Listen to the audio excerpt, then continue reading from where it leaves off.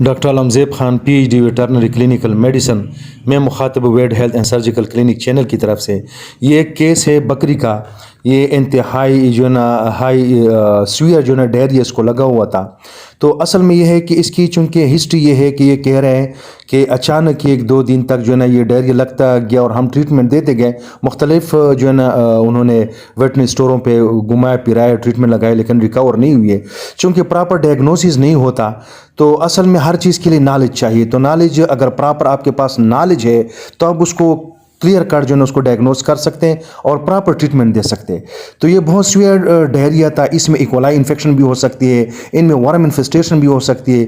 چونکہ اگر یہ بیکٹیریل انفیکشن ہوتی تو بیکٹیریل انفیکشن جب اس میں ڈائریا لگ جاتی ہے تو ڈائریا کے ساتھ جو ہے نا اس کی ٹیمپریچر ٹاکسینز باہر نکل جاتے ہیں اور ٹیمپریچر ڈاؤن ہو جاتے ہیں. تو اس ٹائم پر آپ کو ڈائگنوز کرنا بہت مشکل ہو جاتے ہیں. تو ایسے کنڈیشن میں اس بکری کو بچانا, چونکہ ہائیلی ڈیہائیڈریٹڈ ہے, برین سے سارا جو فلوئڈ ہے لاس ہو جاتا ہے, باڈی سے لاس ہو جاتا ہے, انتہائی اسکن جو ہے ٹائٹ ہے. تو ایسے کنڈیشن میں جو ہے نا ہم ایمرجنسی ٹریٹمنٹ دینی چاہیے چونکہ بکری کو بچانا ہے, ورنہ 1 یا 2 دن کے اندر اس کی ڈیتھ ہو جائے گی کیونکہ کھا پی نہیں سکتی. جب یہ کھانا پینا نہیں کھا سکتی تو آپ نے اس کو فلوئڈ تھراپی جو ہے نا اس میں رگ میں جو ہے نا ڈرپ لگانی ہے. اب چونکہ ہم نے ڈرپ لگائی تھی تو چونکہ ڈرپ جو تھی نا اس کے جو بلڈ ویسلز تھے وہ کولیپس ہو چکے تھے, وہ اس کی وجہ سے ڈیہائیڈریشن کی وجہ سے.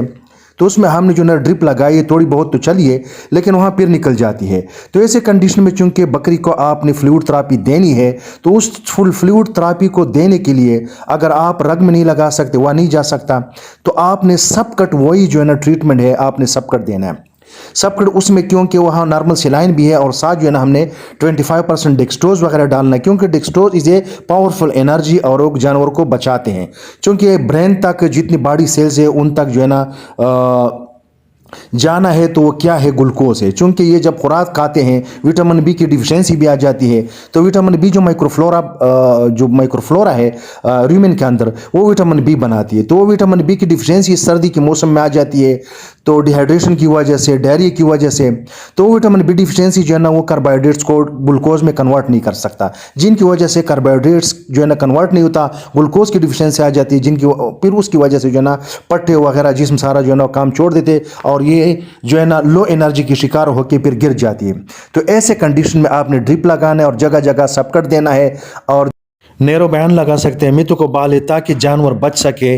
اس سپورٹی تھراپی کے تھرو اس کو آپ بچا سکتے ہیں کیونکہ ایسے کنڈیشن میں ان کو انتہائی ضرورت ہے سپورٹی تھراپی کی, اینٹی بائیوٹکس سے زیادہ ان کی ضرورت ہے. Thank you.